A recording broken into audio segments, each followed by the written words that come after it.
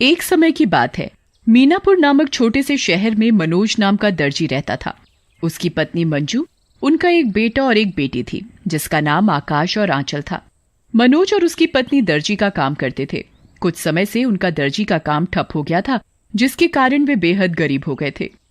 उनके पास कपड़े का केवल एकमात्र आखिरी टुकड़ा ही बचा था। उसे वो सिलकर बेचना था। उनके पास जीवन यापन के लिए कपड़े सिलने का ही एकमात्र सहारा था। उन्हें बस यही चिंता सताती रहती थी कि बच्चों का, हमारा सबका गुजारा कैसे होगा। बच्चों की तो खेलने खाने की उम्र है और उन्हें इस उम्र में ये सब झेलना पड़ रहा है। एक दिन की बात है। माँ, कुछ खाने को दो ना, बहुत भूख लगी है। मंजू रसोई में जाती है और बच्चों के लिए कुछ खाने के लिए देखती है।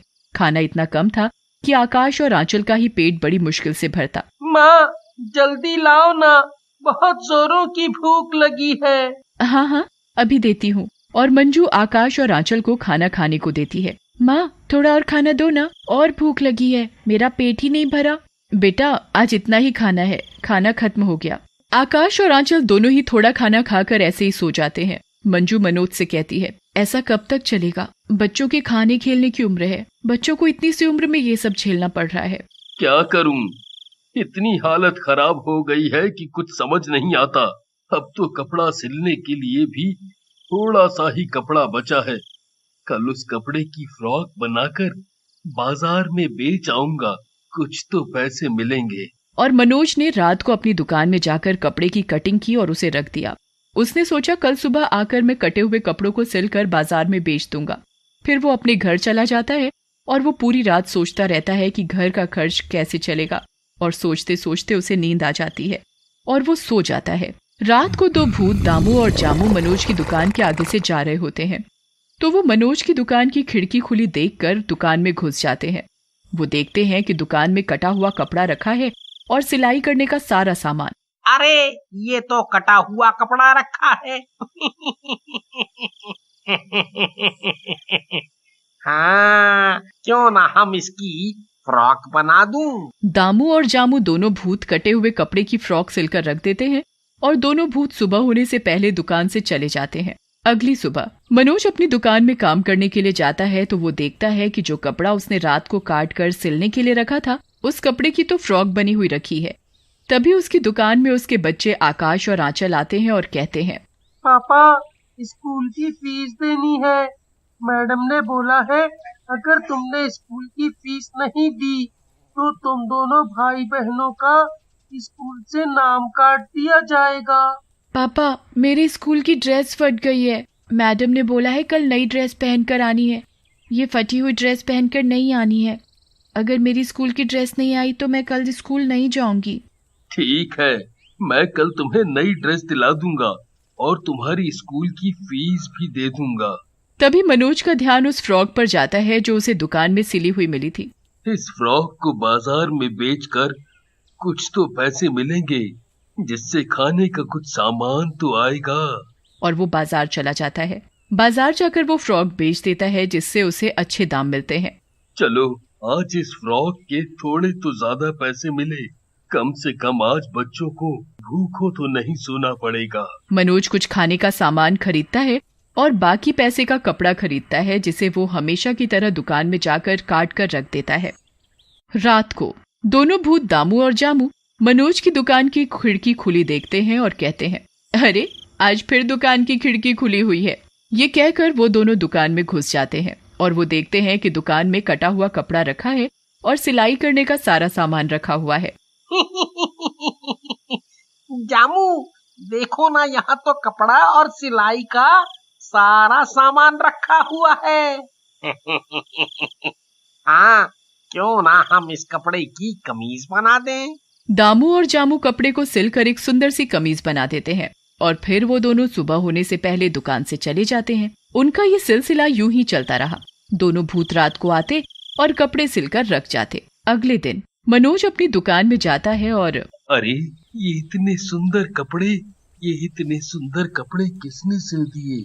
अरे वाह, ये कपड़े तो बहुत ही खूबसूरत हैं। इनकी तो दाम भी बहुत अच्छे मिलेंगे। मैं आज ही इन्हें बाजार में बेच आऊंगा। और मनोज बाजार जाकर कपड़े बेचता है। भैया, ये फ्रॉक कितने की है? 500 रुपए की। भैया ये फ्रॉक मुझे दे दो। जी अभी देता हूँ। और वो औरत मनोज से फ्रॉक खरीद लेती है और उसे फ्रॉक के अच्छे पैसे भी मिल जाते हैं। मनोज उन पैसों से घर का कुछ सामान और कुछ कपड़ा खरीदता है। मंजू लो, ये कुछ खाने का सामान है, कुछ खाने के लिए बना दो। जी अभी बनाती हूँ। और मंजू खाना बनाकर बच्चों और मनोज को खिलाती है। मनोज भी हमेशा की तरह अपनी दुकान में जाकर रात को कपड़े की कटिंग करके रख देता है कि सुबह आकर कपड़ा सिलकर बेचूंगा, और वो अपने घर चला जाता है। और रात को दामू और जामू फिर मनोज की दुकान के आगे से जा रहे होते हैं। वो दुकान की खिड़की खुली देखते हैं तो दोनों दुकान के अंदर चले जाते हैं। देखो ना दामू, आज भी कटा हुआ कपड़ा रखा है। क्यों ना इसकी पैंट कमीज बना दे। दामू और जामू दोनों कटे हुए कपड़े की पैंट कमीज सिलकर रख देते हैं। अरे मैंने तो सिर्फ कपड़े को काट कर रखा था, पर कमीज कैसे सिल गई? पर ये कपड़े सिले बहुत सुंदर हैं। हाँ वाकई में बहुत ही खूबसूरत हैं। इनके तो बाजार में दाम भी अच्छे मिलेंगे। मनोज पैंट कमीज को लेकर बाजार में बेचने चला जाता है, जहां उसे पैंट कमीज के और दिन से ज्यादा पैसे मिलते हैं। मनोज उन पैसों से घर का राशन का सामान और बच्चों के लिए मिठाई और बेचने के लिए कपड़ा खरीदता है। आज मनोज दुगना कपड़ा खरीदता है और घर पहुंचकर, मंजू राशन है और बच्चों के लिए मिठाई। मिठाई? पापा आज तो हमारे लिए मिठाई लाए हैं, आज तो मजा आ गया। और मंजू भी बहुत खुश होती है। क्या बात है, आज तो आप घर के लिए खाने पीने का सामान और बच्चों के लिए मिठाई लाए हो। हाँ आज उन कपड़ों के सही दाम मिल गए थे, वो कपड़े थे ही इतने सुंदर।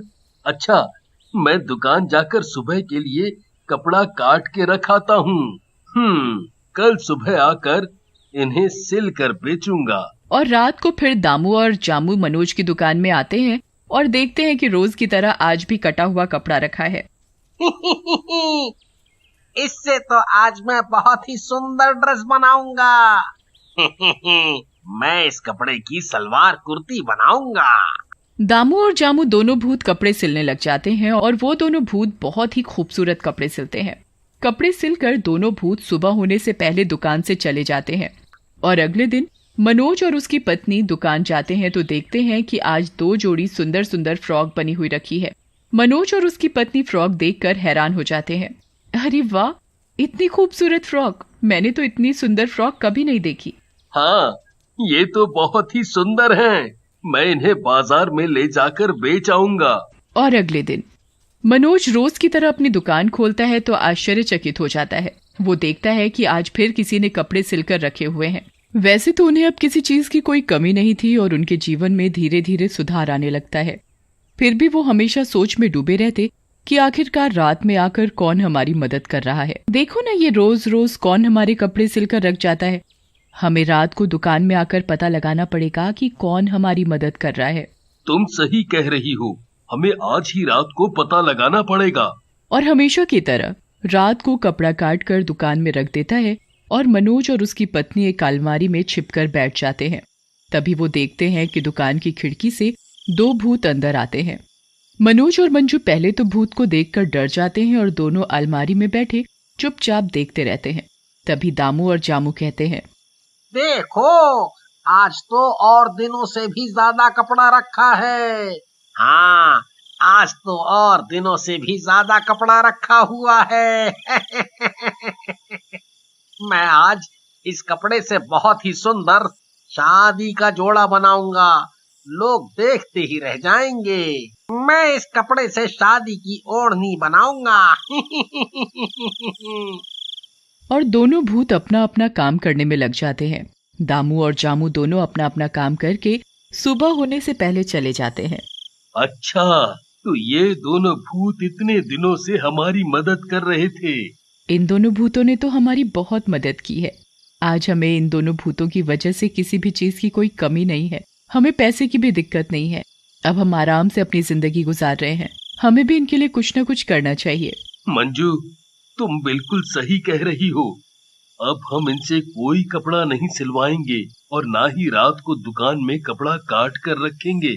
इन्होंने हमारे लिए इतना कुछ किया है, हमें भी इनके लिए कुछ ना कुछ करना चाहिए।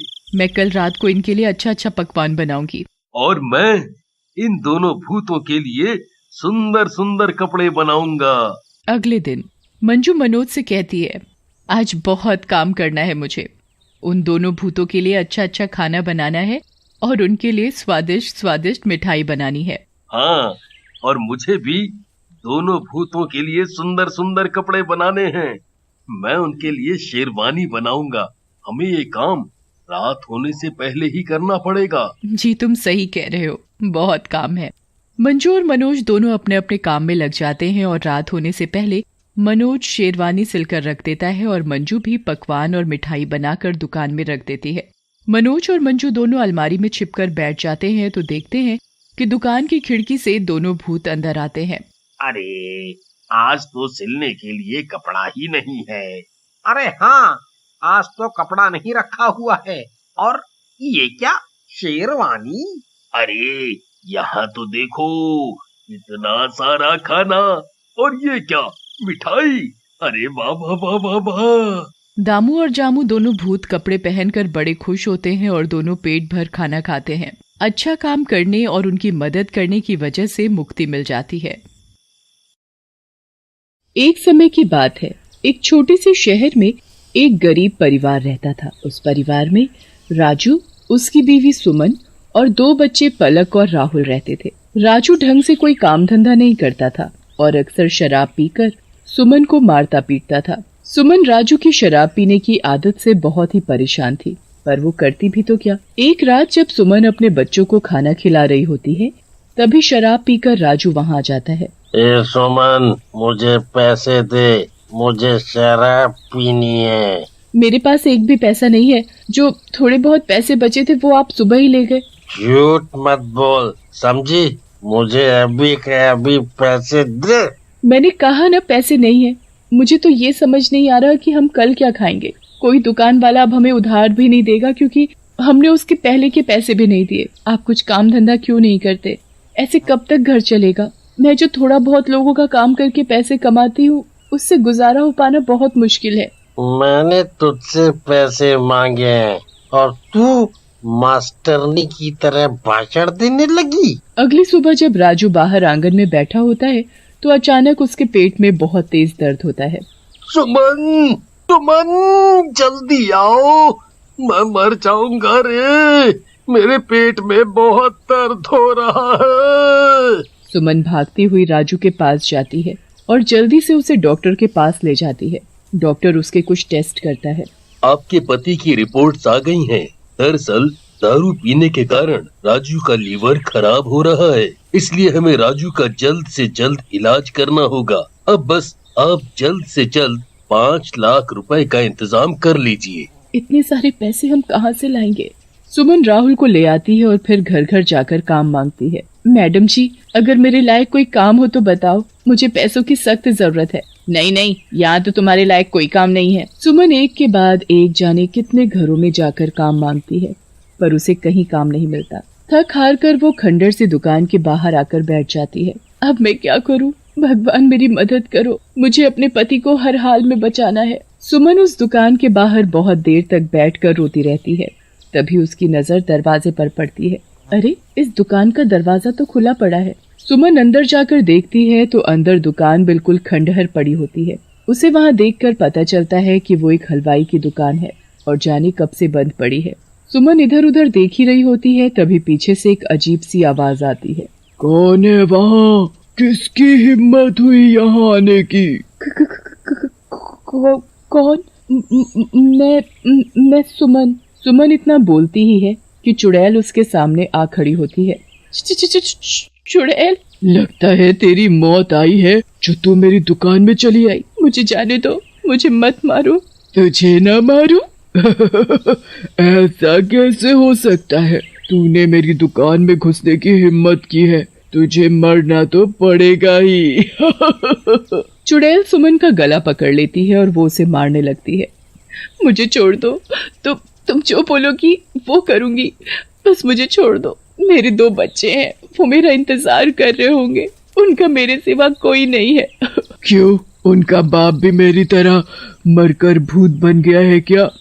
नहीं, वो हर वक्त शराब के नशे में रहते हैं, जिसकी वजह से उनका लीवर खराब होने लगा है, जिसके इलाज के लिए मुझे बहुत सारे पैसे चाहिए। मैं तो काम ढूंढने निकली थी और बस थक कर यहाँ बाहर आकर बैठ गई। फिर मैंने दरवाजा खुला देखा तो अंदर आ गई।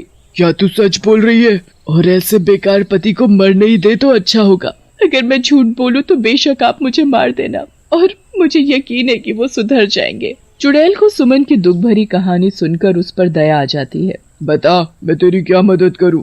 आप मेरी मदद करोगी? सच में? हाँ, मैं तेरी मदद करना चाहती हूँ।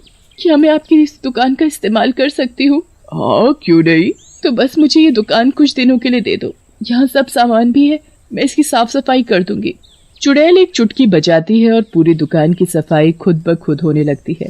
सुमन ये देख हैरान रह जाती है। चुड़ैल दोबारा चुटकी बजाती है तो वहाँ एक साइड गैस चूल्हा, बड़ी सी कढ़ाई, बाकी बर्तन और खाने का खूब सारा सामान।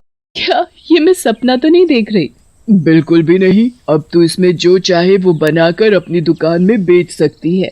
पर मैं क्या बनाऊं? एक काम कर, तू दुकान पर बैठ और मैं यहाँ अंदर बैठकर समोसे बनाती हूँ, फिर तू उनको बेचना। तुमको समोसे बनाने आते हैं? ये दुकान पहले मेरे पति की ही थी। मैं यहाँ समोसे बनाती थी, पर एक दिन दूसरी शादी के चक्कर में मुझे खौलती कढ़ाई में धक्का दे दिया और मैं मर गई। उसके बाद मैं एक चुड़ैल बन गई और मैंने अपने पति से अपनी मौत का बदला ले लिया। उनकी इस दुकान को चलने ही नहीं दिया और मैंने उसको इतना डरा दिया कि उसे यहाँ से भागना पड़ा। ये तो बहुत ही बुरा हुआ तुम्हारे साथ। उसके बाद चुड़ैल कढ़ाई में खूब सारा तेल डालती है। एक तरफ वो आलू का ढेर लगाती है और क्या फटाफट समोसे बनाती है कि सुमन की आंखें तो फटी की फटी रह जाती हैं। अरे बाप रे, तुमने तो कमाल कर दिया। भूलो मत, मैं एक चुड़ैल हूँ और मुझ में कुछ जादुई शक्तियाँ हैं। चलो अब जल्दी से ये समोसे दुकान में रखो और बेचना शुरू कर दो। आज तुम लोगों को मुफ्त के समोसे खिलाओ और फिर जब लोग मेरे हाथ के समोसों का स्वाद एक बार चख लेंगे तो दोबारा जरूर आएंगे और फिर कल से तुम इन्हें सस्ते दामों में बेचना। फिर सब तुमसे ही समोसे लेने आएंगे। बस फिर क्या, सुमन जल्दी से पूरी दुकान समोसे से भर देती है और बाहर एक बोर्ड लगा देती है जिस पर लिखा होता है, आज समोसे मुफ्त हैं और कल से सिर्फ 2 रुपए का एक समोसा। लोग आते जाते सुमन को उस दुकान में समोसे बेचते देखते हैं। अरे कल तक तो ये दुकान खंडहर थी, तुमने कब ये दुकान खोल ली? जी बस आज ही खोली है। आप समोसे खाकर तो देखिए, आपने ऐसे समोसे कभी नहीं खाए होंगे। वो आदमी एक समोसा खाता है तो बस खाता ही रह जाता है। उसके बाद बोर्ड देखकर वहाँ लोगों की भीड़ इकट्ठी हो जाती है। आप सभी एक एक करके आइए, सबको समोसे मिलेंगे, चिंता मत कीजिए। कुछ ही देर में सारे समोसे खत्म हो जाते हैं। सुमन फिर से अंदर चुड़ैल के पास जाती है और उससे और ज्यादा समोसे लेकर आती है। फिर से सारे समोसे खत्म हो जाते हैं और सुमन बार बार समोसे लेने अंदर चुड़ैल के पास जाती है। चुड़ैल भी फटाफट समोसे बनाकर तैयार रखती है। पूरा दिन दुकान के आगे लोगों की भीड़ लगी रहती है। बस फिर शाम हो जाती है। अब मुझे अपने बच्चों के पास जाना होगा, वो मेरा इंतजार कर रहे होंगे। ठीक है, कल सुबह जल्दी दुकान खोलनी है तो तुम भी जल्दी आ जाना और ये कुछ समोसे घर ले जाओ, तुम और बच्चे खा लेना। तुम्हारा बहुत बहुत धन्यवाद, तुमने मेरी बहुत मदद की है। उसके बाद सुमन समोसे लेकर अपने घर चली जाती है और सबको भरपेट समोसे खिलाती है। तुम सुबह से कहाँ गई थी और ये समोसे कहाँ से लाई हो? तुम्हारे पास तो पैसे ही नहीं थे। सच सच बता, कहाँ गई थी? सुमन बात को यहाँ वहाँ घुमा देती है और राजू को सच नहीं बताती, इसलिए राजू सुमन को खूब मारता है। बस रोज सुमन जल्दी उठकर दुकान खोल लेती। फिर चुड़ैल खूब सारे समोसे बनाती और सुमन उनको सस्ते दाम पर बेचती। इतने सस्ते और स्वादिष्ट समोसे खाने के लिए हमेशा दुकान के सामने लोगों की भीड़ रहती थी। धीरे धीरे करके सुमन खूब सारे पैसे इकट्ठे कर लेती है। एक दिन राजू सुमन से बोलता है, कैसी बेशरम औरत है तू जो रोज सुबह गायब हो जाती है और रात रात को घर लौटती है। राजू सुमन को बहुत मारता है पर सुमन फिर भी राजू को कुछ नहीं बताती। राजू को हमेशा लगता था कि सुमन गलत है और उसे आए दिन गालियां देता, मारता पीटता था। एक दिन राजू चुपके से सुमन के पीछे पीछे जाता है और सुमन को समोसे बेचते देख लेता है। दुकान के बाहर इतनी भीड़ देखकर राजू हैरान रह जाता है। फिर राजू अंदर दुकान में घुस जाता है तो वहाँ एक चुड़ैल को समोसे बनाते देख कांपने लगता है। चुड़ैल, बाप रे, कोई मुझे बचाओ। तो तू ही है वो पियक्कड़ राजू, जिसकी वजह से बेचारी पूरा दिन इतनी मेहनत कर रही है। तुम मुझे और सुमन को जानती हो? हाँ, मैं तुझे जानती हूँ। मुझे सुमन ने तेरे बारे में बताया कि उसे तेरे इलाज के लिए पैसों की जरूरत है और इसलिए मैं उसकी मदद कर रही हूँ। फिर चुड़ैल उसे सारी बात बताती है कि कैसे सुमन उसकी दुकान के बाहर रो रही थी। राजू को जैसे ही सारी बात पता चलती है, उसे खुद पर शर्म आने लगती है। मैंने हमेशा उस पर शक किया और उसे बहुत मारा, पर वो तो मेरे लिए पैसे जमा कर रही थी। मुझे अपनी गलती का एहसास हो गया है। हम मिलकर इस दुकान को चलाएंगे। ये तो बहुत अच्छी बात है। जल्दी ही दोनों इतने पैसे जोड़ लेते हैं जिससे राजू का इलाज हो जाता है और वो ठीक भी हो जाता है।